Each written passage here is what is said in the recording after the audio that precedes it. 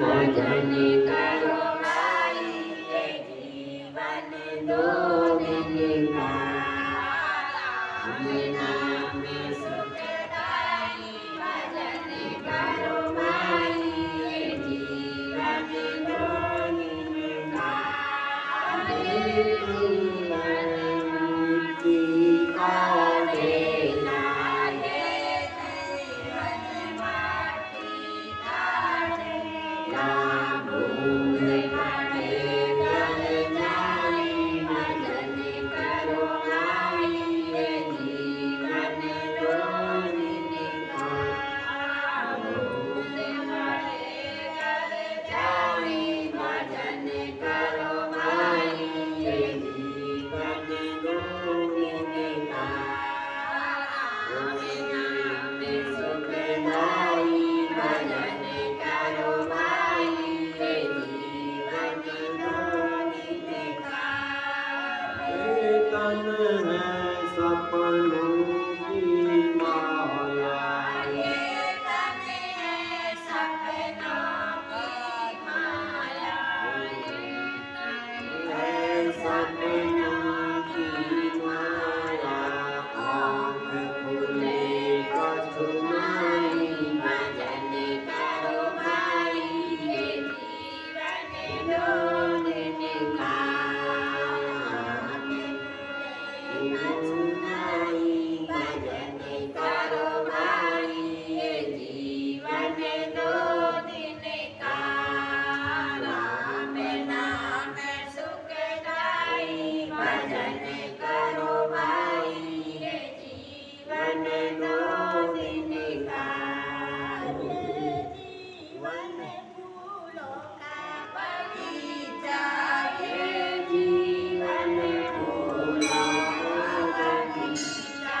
फूल पड़े फूल जाए, भजन करो भाई, ये जीवन दो दिन का। फूल पड़े फूल जाए, भजन करो भाई, ये जीवन दो दिन का।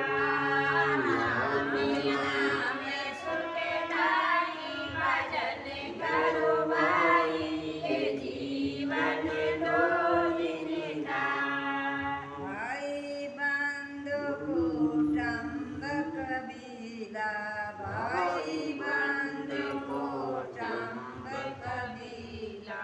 सब मर घट तक जाए, भजन करो भाई, ये जीवन दो दिन का। सब मर घट तक जाए, भजन करो भाई, ये जीवन दो दिन का। बोलो जगदम्बा भवानी की जय। देवी भागवत महापुराण की जय। राजा जन्मेजय ने सर्प यज्ञ किया है, क्योंकि परीक्षित को सर्पों ने काट दिया। और इसके बाद परीक्षित पुत्र राजा जन्मेजय ने कहा कि मैं सारे सर्पों को ही नष्ट कर डालूंगा। हैं? सबको सबको जलाएगा। तो महाराज परीक्षित को मरा हुआ सुना राजा जन्मेजय, जो अबोध बालक था। सब मंत्रीगण महाराज की क्रिया में लग गए और गंगा जी के तट पर परीक्षित राजा का वह विष से जो भस्म हो गया था, उस शरीर को चिता में रखा गया। और सर्प डसने से मृत्यु का अच्छा नहीं माना जाता, उसकी अधोगति हो जाती है। इस प्रकार अकाल मृत्यु से मरे हुए परीक्षित का विधिवत मंत्रोच्चारण पूर्वक कार्य संपन्न हुआ। तब राजा के मंत्रियों ने ब्राह्मणों को बहुत सी गायें और स्वर्ण और अन्न और विविध प्रकार के वस्त्र आदि दिए दान में, परीक्षित राजा की सदगति के लिए। तो इसके बाद शुभ मुहूर्त में प्रजा को प्रसन्न करने वाला परीक्षित पुत्र राजा जन्मेजय को राजा बनाया गया। शुभ मुहूर्त में, शुभ लग्न में प्रजाजनों ने जन्मेजय को अपना राजा मान लिया और धीरे धीरे वह बढ़ने लगे और बुद्धिमान बन गए कुछ दिनों में ही। जब राजा जन्मेजय 11 वर्ष के हुए तब कुल पुरोहित ने उन्हें क्षत्रिय धर्म की शिक्षा दी और कुशाग्र बुद्धि जन्मेजय ने उसको एकदम याद कर लिया। और कृपाचार्य ने भली भांति उन्हें धनुर्वेद की शिक्षा दी। अर्जुन को जैसे द्रोणाचार्य ने दी थी, कर्ण को जैसे परशुराम ने दीक्षा दी थी शिक्षा धनुर्वेद की, ऐसे ही कृपाचार्य ने जन्मेजय को दिया धनुर्वेद की शिक्षा। सारी विद्याएं पढ़ करके जन्मेजय बड़े बलवान और अजय बन गए और राज्य कर रहे थे। जब धर्मात्मा जन्मेजय इस प्रकार राज्य कर रहे थे तो जैसे धर्मराज युधिष्ठिर ने किया था और जन्मेजय की विवाह की बारी आई तो स्वर्ण वर्मा नाम के काशी राजा थे, काशी के राजा, उनकी गुण संपन्ना राजकुमारी बपुष्टमा के साथ राजा जन्मेजय का विवाह हुआ। तो बपुष्टमा नाम है राजा जन्मेजय की पत्नी का, जो काशी राजा की कन्या है। उस को पाकर के राजा जन्मेजय बहुत प्रसन्न हुए और जैसे भगवान सुभद्रा को पाकर के अर्जुन प्रसन्न हुए थे। महाराज जन्मेजय बपुष्टमा के साथ रहने लगे, इंद्राणी के साथ जैसे इंद्र रहते हैं, और सुखपूर्वक प्रजा भी कार्य कर रही थी। उसी समय सर्प द्वारा सताए हुए उतंग नाम के ऋषि हस्तिनापुर आए। जिस प्रकार से परीक्षित को सर्प ने डस दिया था, इसी प्रकार सर्प ने परेशान किया था उतंग ऋषि को। और उतंग नाम के ऋषि आए राजा जन्मेजय से शिकायत करने के लिए, जो परेशान थे। अब वो विचार कर रहे थे कि बदला कैसे लिया जाए उसका वैर का। तक्षक सर्प द्वारा सताए हुए उतंग ऋषि अंत में निश्चय किया कि ये कार्य परीक्षित पुत्र जन्मेजय ही कर सकते हैं। उतंग मुनि सोचने लगे इस सर्प ने बहुत सताया है तो इसका इलाज तो जन्मेजय ही कर सकते हैं। तो जन्मेजय से आकर के उतंग मुनि कहने लगे कि हे राजन, आप नहीं जानते कि इस समय आपको क्या करना चाहिए और क्या नहीं करना चाहिए। आप राजा हैं। कहा कि कर्तव्यम न करोषि वे किम त्वाम सर्वकर्माण्या गतामर्थम निरुध्यतः। जो करना है उसको नहीं कर रहे हैं, जो नहीं करना है उसको आप कर रहे हैं। तो आप कैसे हो रहे हैं, आपको ज्ञान नहीं है। राजा जन्मेजय ने पूछा कि मैं तो ठीक तरह से अपना राज्य कार्य कर रहा हूँ, किसी के प्रति बैर भाव नहीं करता, तो आप बताइए आपका क्या कार्य करना है। तो महर्षि उतंग कहने लगे कि पिता ते निहतो भूपो तक्षकेणेन्द्रात्मनः मंत्रिस्त्वं समाहूय प्रपक्षो स्वपितृनाशनम्। उतंग मुनि में सताए हुए थे और राजा जन्मेजय को भड़काने लगे कि आपके पिता को तक्षक नाग ने डस लिया, तो आप अपने मंत्रियों को मिला करके अपने पिता का विनाश का वृत्तांत पूछिए, आपको पता नहीं है। तो राजा जन्मेजय ने अपने मंत्रियों को बुलाया, पूछा कि मेरे पिता की मृत्यु कैसे हुई, क्योंकि अबोध बालक था उस समय। तो मंत्रियों ने बताया कि आप ब्राह्मण के श्राप से तक्षक सर्प ने उन्हें काट लिया। जो आपके पिता को उस ब्राह्मण का श्राप लगा हुआ था, जिसके गले में उन्होंने मरा हुआ सर्प डाल दिया था, और उसी सर्प के दंशन से तुम्हारे पिता की मृत्यु हो गई। तो राजा जन्मेजय ने कहा कि पिताजी का मरण का कारण तो ब्राह्मण है, तक्षक नाग तो नहीं है। ये तो ब्राह्मण का श्राप का फल उनको भोगना पड़ा। तो बताइए इसमें सर्प का तक्षक का क्या अपराध है। तो महर्षि उतंग ने कहा तो कहते तक्षक को दोषो गृहीता तक्षणे धर्म दत्वा कश्यम तो निवारित हो। उतंग कहने लगे ठीक है, ब्राह्मण का श्राप फल तो दे सकता है, लेकिन इसमें तक्षक की भी बड़ी गलती है। क्यों क्यों उसने धन देकर के उस ब्राह्मण को वापस लौटा दिया? जो ब्राह्मण इलाज करने जा रहा था, सर्प के मंत्र वो विष को झाड़ने जा रहा था, उसको तक्षक ने वापस करा दिया। तो क्यों लौटा दिया? आपके पिता को मारने वाला तो मुख्य तक्षक ही हुआ। जब वो ब्राह्मण जाता था तो उसको बता सकते थे तुम्हारे पिता को, लेकिन तक्षक ने बचने नहीं दिया। तो इसलिए पूर्व काल में रुरु की पत्नी को सर्प ने काट लिया था और जिससे उसकी मृत्यु हो गई। वह अविवाहिता स्त्री थी, इसलिए रुरु ने प्रियतमा को फिर जीवित कर दिया था। तभी से महामुनि रुरु ने सभी सर्पों के वध की प्रतिज्ञा की और हाथ में शस्त्र लेकर के पृथ्वी पर घूमने लगे थे। और जहां कोई सर्प मिला उसका वध करते रहे। वह रुरु नाम के मुनि जिनकी पत्नी को काट लिया था, और जहां कोई मिल जाता था उसी को नष्ट कर देते सर्प को। एक दिन जब एक बूढ़ा सर्प आया,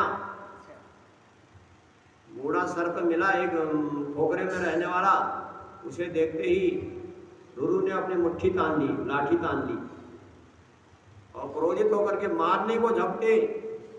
तब उस अजगर ने कहा कि हे ब्राह्मण, आप पर किसी प्रकार को चोट नहीं करता, आप मुझे क्यों मार रहे हैं? मैं आपको कोई परेशान नहीं करता, मैं तो सुनसान बैठा हूँ अपने खोखरे में, आप मेरे को क्यों मारने जा रहे हैं? गुरु बोले कि सांप के काटने से मेरी पत्नी की मृत्यु हुई है, इसलिए मैं सारे सर्पों को नष्ट करने जा रहा हूँ। कहा कि प्रतिज्ञा तथा सर्वम दुखितेन मया कृतः। तो हे सर्प, मैंने प्रतिज्ञा कर ली थी, इसे मार डालूंगा। ढोड़ा कहने लगा, अजगर कहने लगा कि ब्राह्मणो पुरामिप्रम सखा में खगामिदः। सर्प बोला पूर्व जन्म में तो सर्प दूसरे, तो वो कहने लगा काटने वाले सर्प दूसरे होते हैं, मैं तो काटने वाला नहीं हूं किसी को। तो शरीर की समानता देख करके आप ऐसी हिंसा मत करें, सबको मत मारें। उतंग बोले उस सर्प की मनुष्य वाणी सुनकर के रुरु ने उनसे पूछा, जब वो सर्प ने कहा मेरे को क्यों मारते हो? मनुष्य वाणी में कहने लगा। आप जब रुरु ने पूछा भाई मनुष्य वाणी में बोलने वाला है कौन तू, जिसने तेरे को सर्प योनि पाई है? तो सर्प बोला पूर्व जन्म में एक ब्राह्मण था और मेरा नाम था खगम नाम का एक मित्र था मेरा। मैं ब्राह्मण था, एक मित्र था मेरा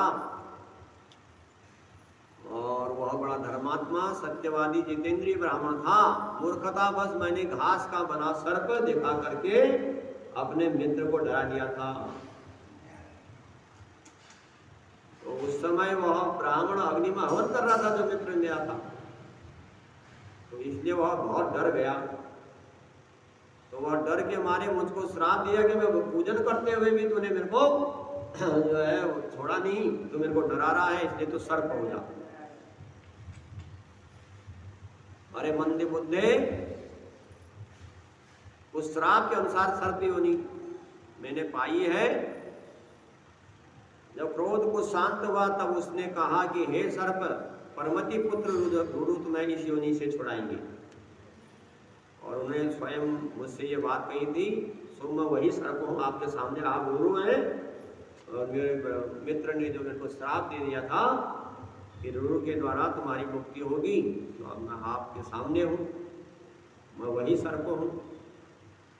इसलिए आप मेरी बातों को ध्यान दे करके सुनिए। तो वह सर्प कहने लगा,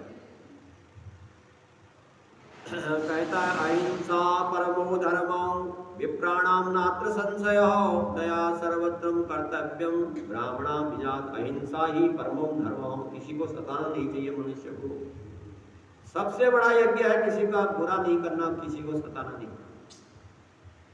है। सभी प्राणियों का दया करनी चाहिए, मनुष्य का कर्तव्य है। महर्षि तंग बोले तो हिंसा नहीं करते अच्छे लोग, यज्ञ करते हैं और यज्ञ में की गई हिंसा को। तो महर्षि तंग बोले तो ब्राह्मण लोगों को सर्वथा प्राणियों पर दया करनी चाहिए। महर्षि तंग करने लगे। इसके बाद ब्राह्मण सर्प योनि से छूट गया, जो ब्राह्मण सर्प योनि में चले गया था। और इस प्रकार उस ब्राह्मण के साथ के अंत करके मुनिवर लोगों ने हिंसा त्याग दी थी।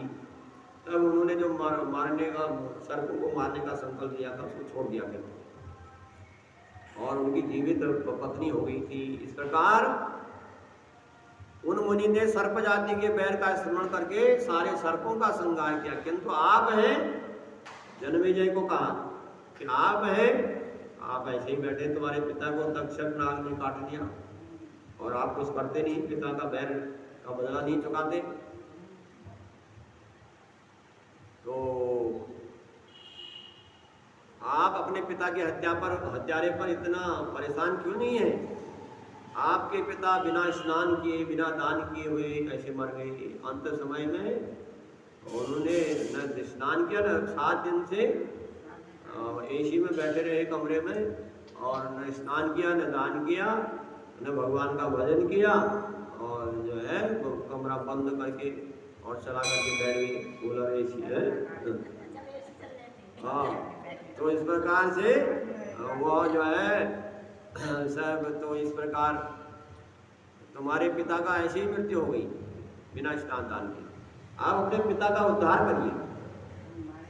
जो मनुष्य पिता के बैरी का बदला नहीं लेता उसका जीव वह पुत्र किस लायक, जो पिता का वह बदला नहीं लेता उसको तो बेकारी है। जब तक आप पितृघाती सर्प को नहीं मारेंगे तो आपके पिता की दुर्गति होगी। आपको पता है कि सर्प का काटने से दुर्गति होती है। तो अब आप, इसलिए आप क्या करिए, आप नवरात्र यज्ञ करिए। नवरात्र का जो आते हैं, 4 नवरात्र आती हैं, कितने 4 हैं? 2 गुप्त नवरात्रियां, 2 जो है चैत्र और आश्विन की नवरात्रियां। तो उसी बहाने अपने पिता के बैरी को स्मरण करिए और सर्प यज्ञ करिए, सर्पों का हवन करिए उस नवरात्रि यज्ञ में। तो उतंग के वचन सुनकर के राजा जन्मेजय ने बहुत दुखी हुए। जब पिता के मौत का बारे में सुना, आंखों से आंसू धारा बहने लगी। उन्होंने कहा, मुझे बड़ा धिक्कार है कि मेरे पिता सर्प के डसने से दुर्गति में पहुंचे हैं और मैं राज्य में सुखी होकर के मस्त हो रहा हूं।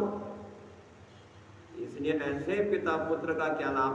मैं अपने पिता के बैर का बदला लूंगा और सर्प यज्ञ की धधकती आग में सारे सर्प जल करके मर जाएंगे, एक एक करके सबको जला करके भस्म कर दूंगा। ऐसा विचार करके उन्होंने मंत्रियों को बुलाया और उनसे कहा कि कुर्वतम यज्ञ संभारम यथार्थम मंत्री सप्तमः गंगा तीरे शुभाम भूमाम अपित्वा द्विजोत्तमः। तब जन्मेजय ने बुलाया अपने मंत्रियों को, कहा कि आप लोग यज्ञ करना चाहता हूं, आप यज्ञ की सामग्री जुटाइए।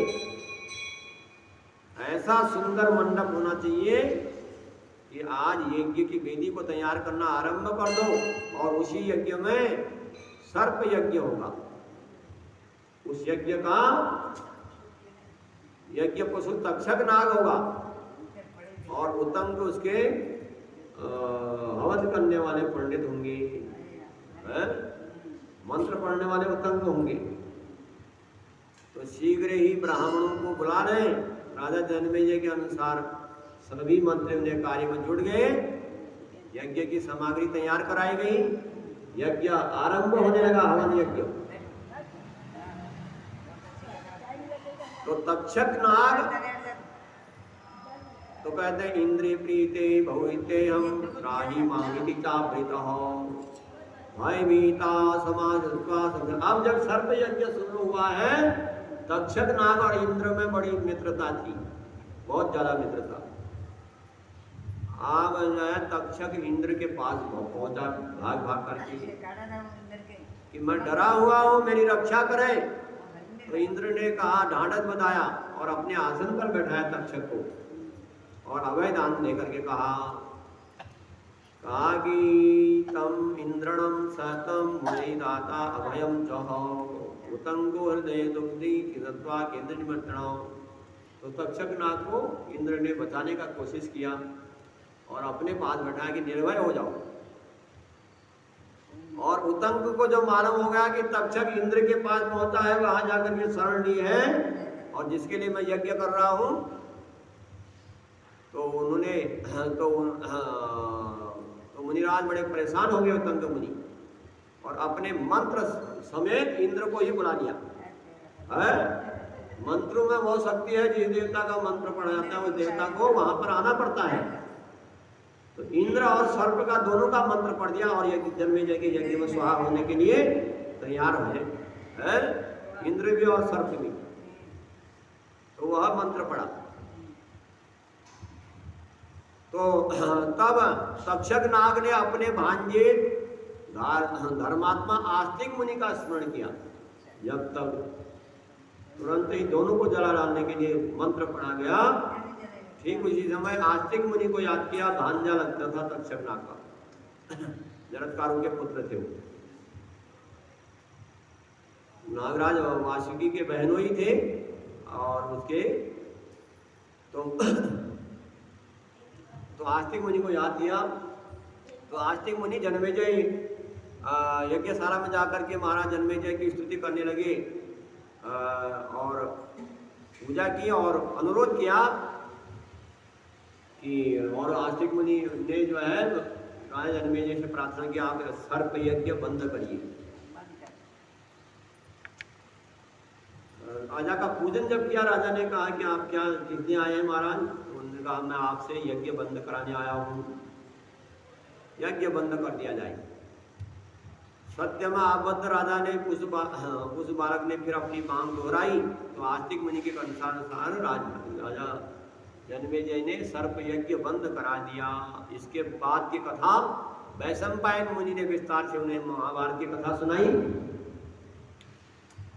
उसे सुनकर के राजा जन्मेजय को शांति नहीं मिली और पिता के बैल के बदला के उसके लिए शांति कथा कोई सुनाई गई, लेकिन राजा जन्मेजय को शांति नहीं मिली। तो उन्होंने व्यास जी से कहा, भगवान मुझे शांति कैसे मिलेगी? अशांति के आग में मैं जल रहा हूँ। जब मनुष्य शांत हो जाता फिर उसका कहीं मन नहीं लगता, कहीं शांति नहीं मिलती। मेरे अभागे पिता को परीक्षित ने दर्श दिया और क्षत्रियों की मृत्यु संग्राम में हो तो बहुत बढ़िया बात है। किसी के डसने से, किसी के जलाने से मृत्यु हो जाए तो अच्छी नहीं है। क्षत्रिय यदि युद्ध करके मर जाए बॉर्डर पर तो बहुत बढ़िया बात है, उसको स्वर्ग की प्राप्ति होती है। और मेरे पिता तो सर्प दंशन से अधोगति को प्राप्त हो गई। और किंतु मरने, अगर पिता घर में भी मरे होते तो बढ़िया था, किंतु मेरे पिता नहीं मरे, ऐसे आकाश में मरे। और जब मनुष्य मरता है उसको पृथ्वी पर लेटा दिया जाता है, और वो तो 7 महीने में बंगले में चढ़ा हुआ था और अंतरिक्ष में मौत जो है, ऊपर की मौत जो है अधोगति को पहुंचाती है। तो मरना अच्छा नहीं हुआ मेरे पिता का। तो हे सत्य, तो व्यास जी से जन्मेजय पूछने लगे, हे व्यास जी मेरे को शांति कैसे मिले? मुझे उपाय बताइए, मेरे पिता की दुर्गति ना हो, मेरे पिता स्वर्ग को प्राप्त हो जाए। तो व्यास जी उपाय बताने लगे। शृणु राजन प्रवक्ष्यामि पुराणम अद्भुतम पुण्य भागवतम नाख्या शिवम। तो व्यास जी ने समझाया, सुनिए मैं एक अद्भुत बात बताता हूँ। ये सर्प यज्ञ होगा, किसी को परेशान करना, बदला लेना, ये अच्छी बात नहीं। तो आप दूसरा उपाय सुनिए मेरे से, आपको आपके पिता की सदगति हो जाएगी। तो उसका उपाय मैं बताता हूँ। कहा एक अद्भुत पुराण है जिसको मैंने सुखदेव जी को पढ़ाया था।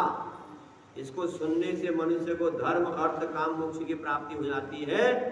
वह सुखदायक पुराण है और सारे वेदों का सार है, और वह है देवी भागवत पुराण है। अगर देवी भागवत पुराण सुनोगे अपने पिता के लिए तो तुम्हारे पिता को अवश्य ही सद्गति होगी। जैसे श्रीमद् भागवत सदगति के लिए किया गया था, है? ऐसे ही देवी भागवत तक परीक्षित के जो दसने से मृत्यु होगी उसके लिए शुभ गति के लिए जन्मेजय ने ये देवी भागवत पुराण के बारे में कहा कि आप लोग देवी भागवत पुराण इसके बारे में अब ये कथा आपको आगे बताएंगे। इतनी कथा। बोलो जगदम्बा भवानी की जय। जय दुर्गे जय दुर्गे जय गतिनाशनी जय दुर्गे जय काली जय काली जय काल विनाशनी जय उमार ब्रह्मणि जय जय दासी आरूपमणि जय जय जय अम्बे जय अम्बे जय मात भवानी जय अम्बे जय दुर्गे जय दुर्गे जय गतिनाशनी जय दुर्गे। बोलो जगदम्बा भवानी की जय। सच यहाँ जो कावा